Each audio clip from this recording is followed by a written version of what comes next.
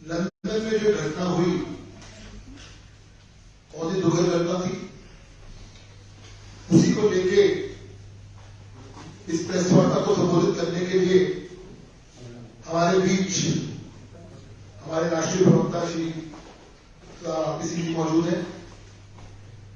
हमारे साथ इस प्रेस वार्ता को संबोधित करने के लिए भारतीय जनता पार्टी के सीनियर नेता मनोज सिंह जी मौजूद हैं।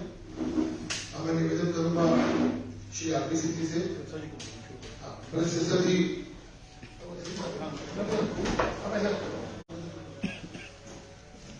मैं निवेदन करूंगा से कि आप सबको संबोधित करें।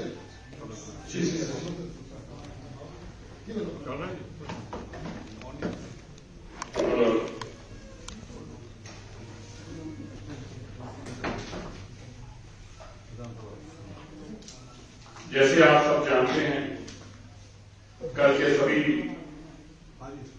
टीवी चैनलों पर भी चला इंग्लैंड के राजधानी में जो हमारा हाई कमीशन है उस पे भारतीय झंडे के साथ उसको उतारा गया। इस कार्रवाई की हम कड़े शब्दों में निंदा करते हैं। भारत का उच्चायोग भारत की फ्लैग पोस्ट है जो भारतीयों के हर दुख सुख के लिए उनके साथ खड़ी हुई है। कुछ लोग पूरे कम्युनिटी को इस तरह से बदनाम करने का काम कर रहे हैं। दुनिया भर में बहुत बड़ा सिख डायस्पोरा है, कई मिलियंस में, कई लाखों में है। उन्होंने वहां जाकर कामयाबियां हासिल की, बड़े बड़े ऊंचे औहदों पे हाथ पहुंचे। हमें भी इस बात का गर्व है। लेकिन कुछ ऐसे भी लोग हैं जो भारत को बदनाम करना चाहते हैं, जो दुनिया भर के अंदर आज भारत तरक्की की ओर है, भारत का झंडा बुलंद है, ध्वज ऊंचा है, उसके खिलाफ बहुत सारे लोग ईर्ष्या करते हुए भारत को बदनाम करना चाहते हैं। और जो बाहर की कुछ एजेंसीज हैं वो इस काम में लगी हैं और उसका साथ कुछ हमारे लोगों ने भी दिया है, जिसका हमें बहुत खेद है। जो विदेशों में बैठे सिख हैं उन्होंने हमेशा ऐसे काम किए जिससे हमारा गौरव बढ़ा है। उन्होंने हमारा साथ दिया है भारत में बैठे सिखों का। भारत के प्रधानमंत्री जब विदेश गए, नरेंद्र मोदी जी का बहुत उन्होंने गर्मजोशी से स्वागत किया, जगह जगह गुरुद्वारों में प्रोग्राम किए। लेकिन कुछ लोग एजेंसियों के इशारे पे ऐसे काम करते हैं जिससे हमें भारत में बैठे सिखों को बहुत ही अफसोस, खेद होता है। हमें दुख है जो कल घटना घटी। ये झंडा, हमारा तिरंगा, हमारी आन बान और शान है। इस तिरंगे के लिए सिख किसी की जान ले भी सकता है, अपनी जान ले भी सकता है। और एक बार नहीं, अनेकों बार ऐसा हुआ जब बॉर्डर पे इस तिरंगे को बचाने के लिए, इस तिरंगे की आन बान को बचाने के लिए कितने ही सिख सैनिकों ने अपनी शहादतें दी। आपने अगर पिछले दिनों में याद हो, जब चीन के साथ दो हाथ भी तो इस तिरंगे की खातिर हमारे कितने सिख नौजवान जो आर्मी में थे वो शहादत पा गए, लेकिन अपने झंडे को नीचे नहीं होने दिया। मैं विदेशों में बैठे सिखों से आग्रह करना चाहता हूं, जो लोग ऐसा काम कर रहे हैं, कल 10-12 लोग गए एम्बेसी पे जाकर भारत के झंडे का अपमान करने की कोशिश की। क्या लाभ हुआ इसका? दुनिया भर के टीवी चैनलों पे हमारी बदनामी हुई। तो जितेंद्र खन्ना जी, जब मुझे याद है 1980 के दशक में इंग्लैंड के एम्बेसी में थे और उनके ऊपर कोई हमला करने की कोशिश की गई, तो क्या हुआ था उसका अंजाम? दुनिया भर की कंट्रीज ने हमारा विरोध किया, हमें ब्लैक लिस्ट किया गया जगह जगह पे, हमें अमेरिका में घुसने पर रोक लगी हमारे। ये सारे काम हमें बदनामी देते हैं, हमारे खिलाफ लोगों को बोलने का मौका देते हैं। दुनिया भर में आज सिखों को एक मसीहा के रूप में देखा जाता है, जो सिखों ने कोविड में काम किया। लेकिन ऐसे लोगों के कारण आज हमें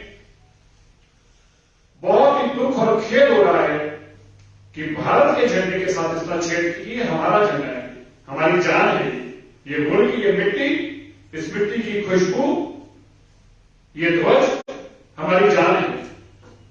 और मैं विशेष तौर पर जो ऑस्ट्रेलिया में हुआ, अभी कल अमेरिका में भी घटना घटी, गुरु नानक देव जी ने जो हमें संदेश दिया वो सभी धर्मों का सम्मान करने का। कभी कोई सिख किसी के धर्म के खिलाफ नहीं काम कर सकता। सिख की सोच ही नहीं है कि किसी के धर्म के खिलाफ कुछ करे, ये कतई नहीं हो सकता। हम सभी का सम्मान करते हैं। और भारत के प्रधानमंत्री जी की जो सिखों के साथ मान, सम्मान और जितना प्यार उन्होंने आकर दिखाया, मैं कह सकता हूं कि 75 साल में भी किसी प्रधानमंत्री ने आज तक ऐसा नहीं किया। ये प्रधानमंत्री ने क्या नहीं किया? कभी आज से पहले किसी ने देखा था देश के प्रधानमंत्री अपने गुरु साहिबानों के नेशनल लेवल पर डे मनाए? गुरु नानक देव जी का प्रकाश पर्व दुनिया तक मनाया गया। क्या करतारपुर का नाका खुल सकता था? किसी ने कल्पना की थी? लेकिन दुश्मन मुल्क के साथ भी हाथ मिलाया, क्योंकि ये मेरे सिखों का मसला है, मुझे इसको हल करना। आज हम शर्मिंदा होते हैं जब ये सब कुछ देखते हैं, हमारे लिए बड़ी एम्बैरेसमेंट होती है। मैं भारत में बसते सिखों की आपको चिंता करनी चाहिए, विदेशों में बैठे सिखों को। आपके पास आर्थिक तौर पर आप मजबूत हैं, आपके पास राजनीतिक ताकत है। सिख कन्याकुमारी से लेकर कश्मीर तक बैठा है। जब आप कहते हैं, जब आप कोई काम करते हैं तो उसका हमें लाभ अगर मिलता है तो आपके किए किसी गलत काम की हानि भी हमें मिलती है।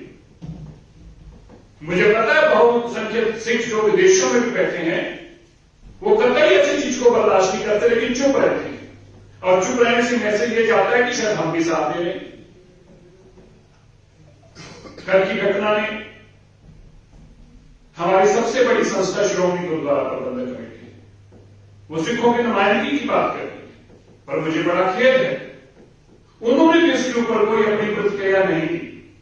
मैं श्रोमणी कमेटी के प्रधान जी को, अध्यक्ष जी को भी यह आग्रह करता हूं, कई बार आपकी चुप्पी से संदेश जाता है कि शायद हम ऐसे लोगों का साथ दे रहे हैं। हमें पता कहते हैं आपकी सोच ऐसी नहीं है, लेकिन ऐसे मसलों पे आपको कम्युनिटी को लीड करना चाहिए, रास्ता दिखाना चाहिए, उनको बताना चाहिए।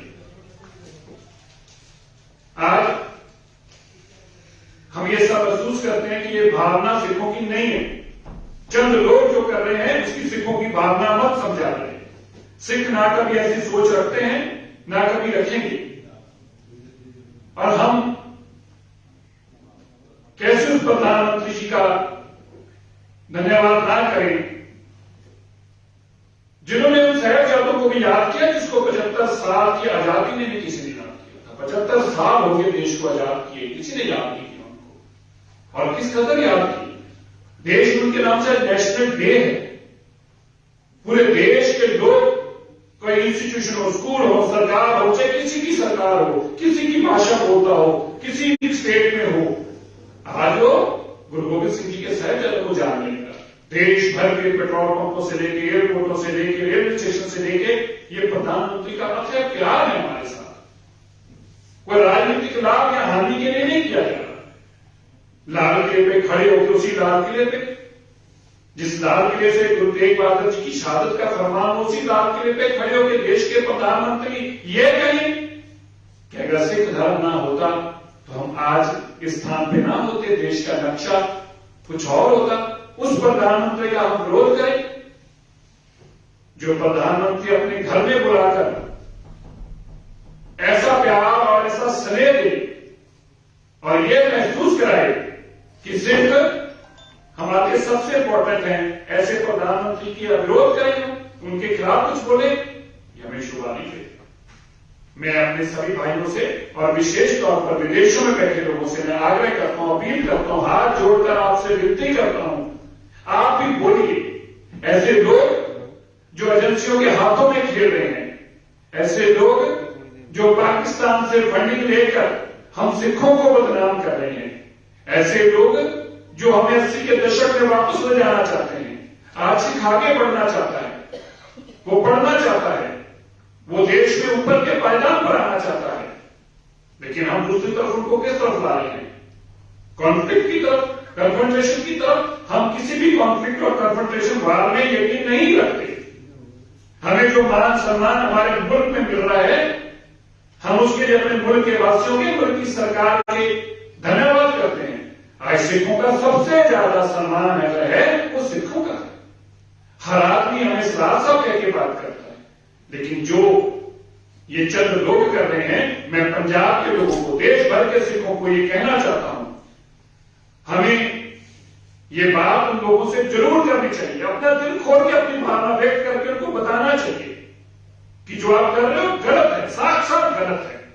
आप ऐसे भारत के झंडे को नुकसान पहुंचा रहे हो, जिस झंडे के जहाज ने चंद दिन पहले ही अफगानिस्तान में जब सिखों की जान पर बनाई, तो कौन बचाने गया उनको?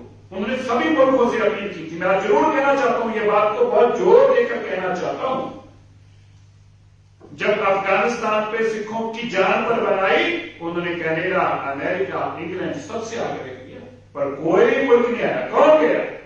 देश के प्रधानमंत्री ने वादा किया, मैं किसी एक सिख का भी नुकसान नहीं होने दूंगा। यहां से एयरफोर्स के जहाज भेजे मेरे भाई, वो जहाज तिरंगा लेकर गए थे, वो तिरंगे वाले जहाज थे। उस तिरंगे के जहाज में जहां सिख सुरक्षित पहुंचे, वहां हमारे पवित्र गुरु ग्रंथ साहिब महाराज जी को भी आदर सत्कार से उसी तिरंगे वाले जहाज में लेकर बाहर आए।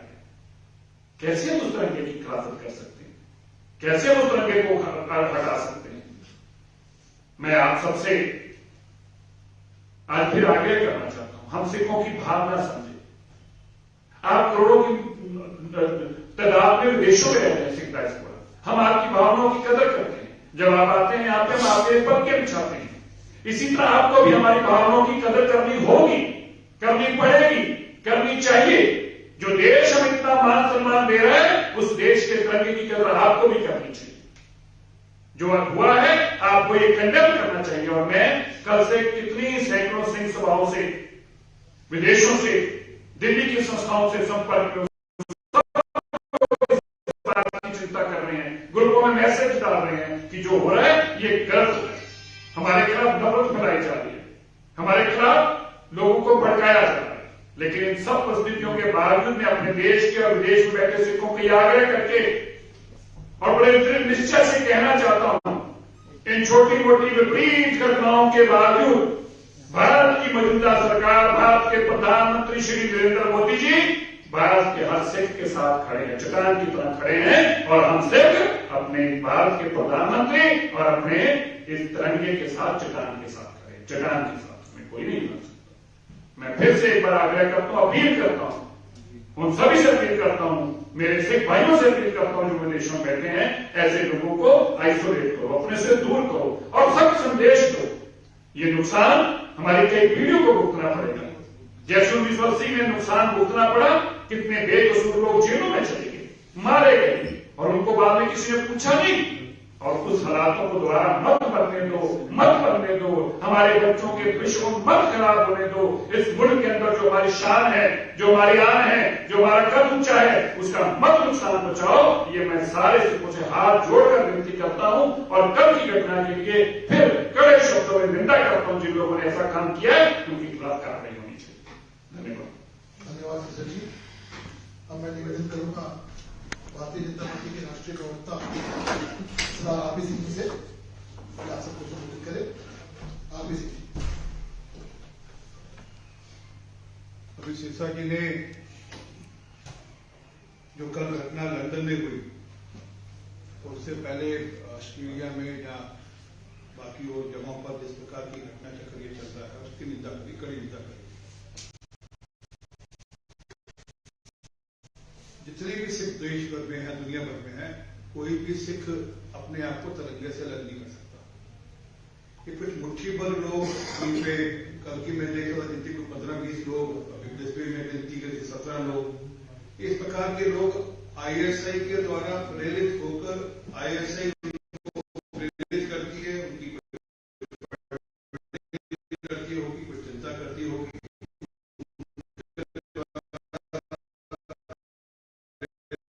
होकर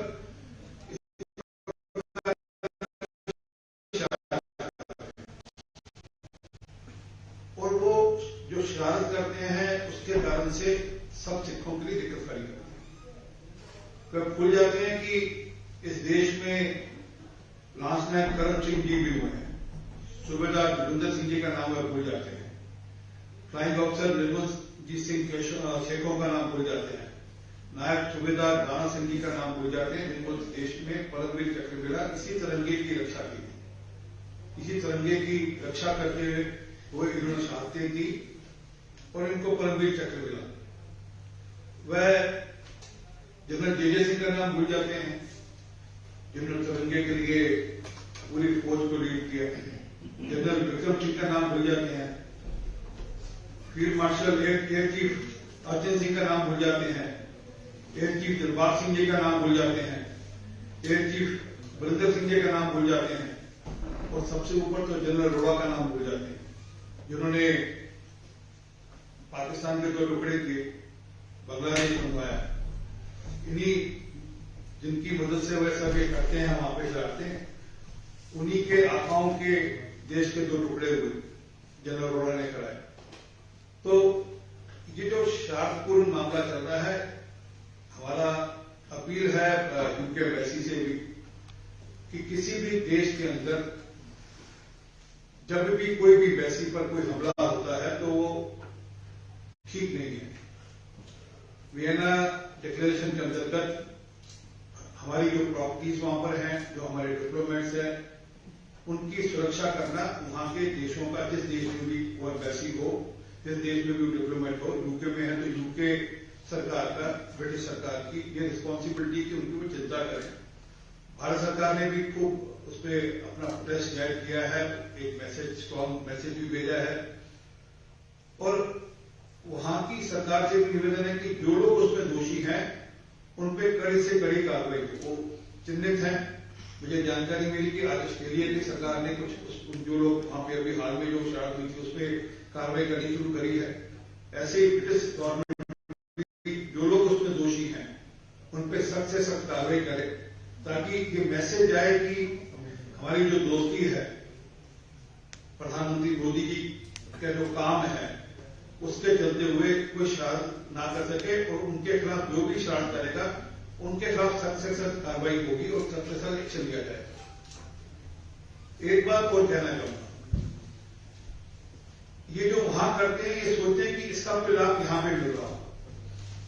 मुझे नहीं दिखता भारत में कहीं भी किसी प्रकार से भी कोई इस प्रकार का कोई मूवमेंट है कहीं पर, क्या उसका कोई लाभ उनको यहां मिलने वाला है। भारत में हमारी एकता बनी हुई है, हरीश खुराना, आरपी सिंह और सिरसा साहब की एकता एक साथ एकजुट है और ये आज से सदियों से है।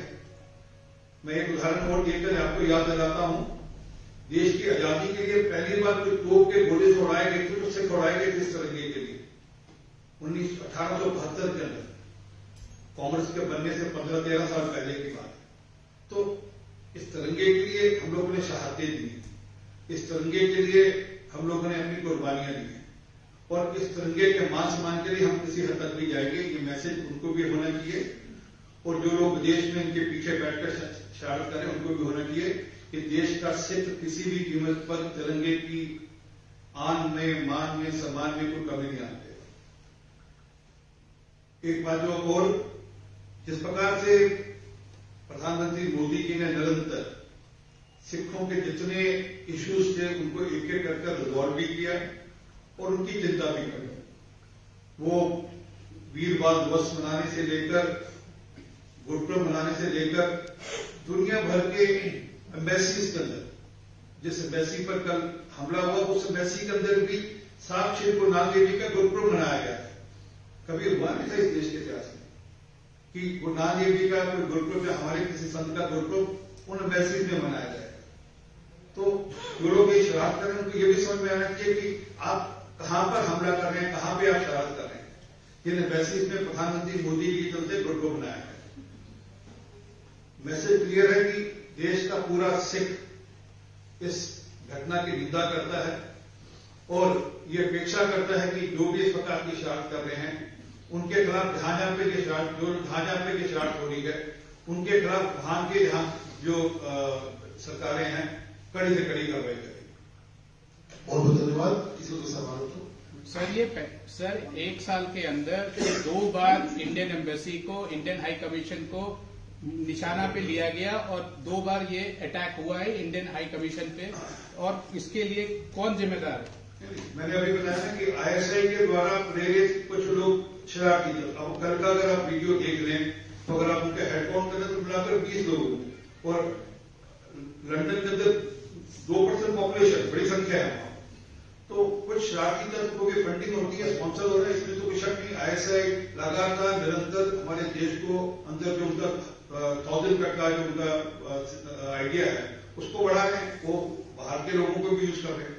सर क्या लंदन मेट्रोपॉलिटन पुलिस का जिम्मेदारी नहीं है? यदि हिंदुस्तान में, यदि ब्रिटिश एम्बेसी में ऐसा हो तो क्या रिस्पांस होगा, ये आपको भी पता है। क्या हिंदुस्तान के हाई कमीशन इतना वीक है कि वहां पे London Met is not responsible? Bharat सरकार ने अपनी कड़ा विरोध ऑलरेडी जाहिर किया है और वहां पर ये कहा है कि आपको इस पर कार्रवाई करनी पड़ेगी, और इसी के चलते हुए जो इस बे में हुआ उस पर कार्रवाई हो रही है। धन्यवाद। बहुत बहुत सर आप कह रहे हैं, आप कह रहे हैं कि विदेश में जो चल रहा है खालिस्तानी तत्व, उसका कोई मूवमेंट भारत के अंदर नहीं है, लेकिन पंजाब में मूवमेंट शुरू हो रहा है क्या? क्योंकि वहां पर आवाजें जोरों से हो रही है। अमृतपाल की बात करते हैं तो मैंने अभी कहा कि पंजाब में अवाम में कुछ नहीं है, अवाम बिल्कुल सुख शांति से है, बिल्कुल खुशहाली में है। पंजाब में अवाम में अंदर कुछ नहीं है। कुछ शरारती एलिमेंट, जैसे मैंने देखकर आप न्यू में देखोगे 5-10-15 होंगे, इसी प्रकार के 5-10-15 शरारती एलिमेंट होंगे, वो कुछ शरारत करते होंगे, परंतु जो बाहर हो रहा है उसका असर हम ये सोचे कि उनकी कोशिश होती है बार बार कि हम कुछ, अब वो किस प्रकार करते हैं, किसी मंदिर के बाहर जाकर या किसी दीवार पर कुछ एक नारा लगा देते हैं, उसका कोई असर यहाँ पड़ने वाले, वो भी चुप चुपाते रात को छुपते हुए जाकर के नारा लगा देते हैं। कोई यकायक 20 लोग इकट्ठे होकर कहीं पे खालिस्तान का झंडा लगा देते हैं, तो इस सबसे कुछ होने वाला नहीं है, क्योंकि इन ताकतों का यहाँ पर कोई पैर नहीं है और विदेशों में कुछ शरारत करते हैं, और अपेक्षा है कि अब वो कड़ी से कड़ी कार्रवाई उनके खिलाफ होगी। धन्यवाद। बहुत बहुत